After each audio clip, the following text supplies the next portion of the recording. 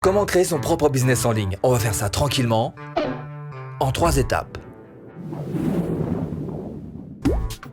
Bonjour, je m'appelle Stéphane et si vous cherchez à créer votre business en ligne de 0 et 100 euros, bienvenue sur cette chaîne qui travaille à domicile. Abonnez-vous et cliquez sur cette petite clochette de notification qui vous permettra de ne rien louper. Sûr? Ah, vous êtes sûr? Non, faut être sûr, parce que en fait, monter son business en ligne, il n'y a pas que des avantages. Il y a aussi des petits inconvénients quand même. Ah bah par exemple, vous n'avez plus de patron. Ah si, ça c'est un inconvénient. Bah, si vous n'êtes pas capable de vous policer, ça devient un véritable... Parce qu'il n'y a plus personne pour vous dire « Hey, maintenant tu le fais, sinon c'est... dehors ». Donc voilà, alors il faut que vous ayez ce petit contrôle sur vous-même quand même. Il y a d'autres avantages qu'il va falloir que vous ayez, d'autres qualités que vous développez, celle de la patience par exemple. Patience. Parce qu'en fait tout arrive au moment où ça doit arriver, et pas avant. Et pas après, on aimerait bien, en tous les cas que ça n'arrive pas après. Il va falloir aussi que vous soyez particulièrement organisé, mais pas seulement dans vos faits et dans vos gestes, mais aussi dans votre tête. Parce que si là, dès le départ, vous n'êtes pas bien organisé, le reste, ça va forcément pas suivre. Il faut aussi que vous deveniez un véritable couteau suisse. La première lame, capable d'être un expert dans sa thématique. La deuxième lame, capable d'être un bon vendeur. Quoi que vous fassiez sur Internet, il va falloir vendre. Et la troisième lame, celle d'être un bon technicien. De temps en temps, il faut sortir le tournevis, ça tombe en panne, faut réparer. Voilà. Bon, si avec tout ça, j'ai pas réussi à vous décourager, parfait. On va tout de suite voir ensemble comment monter votre propre petit business en ligne, quelles sont les bonnes questions à vous poser. Et on va faire ça en 3 étapes. 1. Première étape, il va s'agir de faire un petit boulot de tronche, c'est-à-dire qu'on va trouver une idée. Alors, chercher une idée, trouver une idée, je vous rappelle que le but du jeu, c'est 1, d'abord de prendre son temps, c'est pas la peine de se précipiter, et 2, bien évidemment, de trouver une idée banale.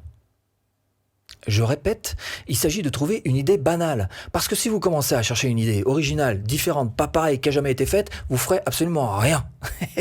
Rien de rien. Et ce ne sera peut-être pas d'ailleurs un bon signe, même si vous la trouvez. Donc, encore une fois, trouvez une idée qui a déjà été faite et vous allez mettre en place 2 choses qui sont super importantes pour réussir mieux que les autres. 1, vous allez laisser 98% des gens qui pourraient être vos concurrents derrière en faisant 2-3 petites choses importantes quand même. 1, devenir bon dans votre domaine. 2, savoir collecter des prospects. 3, savoir vendre. Bref, tout l'aspect technique de vente. Parce qu'il y en a tellement qui prennent ça un peu à l'arrache que ceux-là, vous allez les laisser derrière. Devenez bon et ça va se faire tout seul. Et deuxième chose importante pour réussir sur votre propre petit business, c'est de le faire à votre manière, avec votre propre personnalité. Si vous commencez à faire la même chose que le concurrent, ça va être difficile. Il a de l'avance sur vous, il s'y est pris plus tôt, il a sa manière de faire. Vous jouez sur cette terre, vous jouez à l'extérieur. Faites les choses selon votre propre personnalité. Bon, tant que c'est dit, quelques questions à vous poser quand même. 1. Qui d'autre le fait ? Par exemple, regardez sur votre marché, supposons que vous soyez une fille et que sur votre marché, il n'y a que des garçons. Eh bien, si vous pensez qu'en étant une fille, vous avez possibilité peut-être de tirer votre épingle du jeu, intéressant. 2. À quoi ressemble la compétition? Regardez bien parce que vous avez peut-être que des gens qui pèsent extrêmement lourd ou peut-être aussi que vous avez des gens qui, comme vous, débutent et qui réussissent à s'en sortir. 3e question à vous poser. Quelles sont les alternatives à votre produit? Par exemple, si vous sortez une formation pour apprendre le calcul mental. Alternative? Il existe les calculatrices quand même. 4. Y a-t-il une quantité de demandes suffisantes? Alors là, vous vous servez des moteurs de recherche, vous allez sur Google, sur YouTube, vous tapez, vous regardez le nombre de résultats qu'il y a, vous allez sur Google Trends, il y a toutes les réponses qu'il vous faut. 5. Quel problème important règle votre produit? Je vous rappelle que vous ne vendez pas un produit, vous vendez une solution. 6. Y aura-t-il toujours une demande dans 5 ans? C'est une question que vous devez vous poser. Alors c'est vrai que c'est pas facile de répondre à cette question, mais l'idée c'est de vous poser la question si oui ou non le produit que vous vendez est un produit modique. Est-ce que finalement dans 5 ans il aura encore plus de succès ou est-ce qu'il aura complètement disparu? 2. On va écrire un business plan. Un business plan, c'est chiant. Non, un business plan, c'est pas chiant. Un business plan, c'est là pour vous aider à répondre à cette question. Comment est-ce que je vais gagner de l'argent? Ah, tu vois, c'est pas chiant. En fait, ça vous force à vous poser les bonnes questions, les questions critiques auxquelles vous n'avez pas forcément pensé. Et c'est ce qu'on va faire. Alors, on va faire en version rapide et facile et voilà, quelques questions. Donc, stylo, papier, allez-y, c'est parti. 1. Quel est le but de votre business? Le mien, c'est ça. Oui, c'est clair, on ne peut plus clair, c'est marqué en gros partout, blog, chaîne YouTube, etc. Créez votre business de formation en ligne rentable. Et ça va être à vous d'être aussi clair que ça, en sachant exactement ce dont parle votre business. 2. Qu'est-ce que mon produit ou service résout comme problème? Exemple.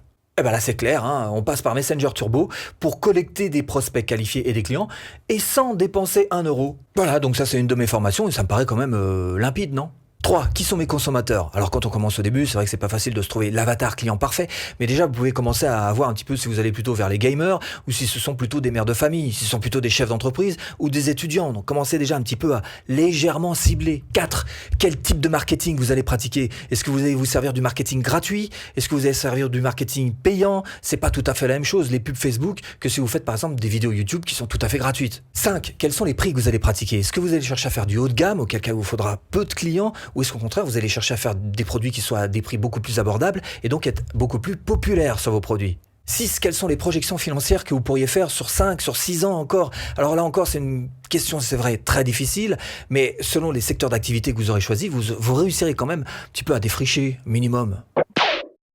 Troisième étape, quelle structure adopter? Alors, selon que vous vous mettiez, je sais pas, en association, que vous montiez une start-up, selon que vous vous mettiez en micro-entrepreneur, ce sera pas la même chose, mais j'ai envie de vous dire que le plus important n'est même pas là. Le plus important, c'est que vous créez une culture entrepreneur. Qu'est-ce que c'est que ça?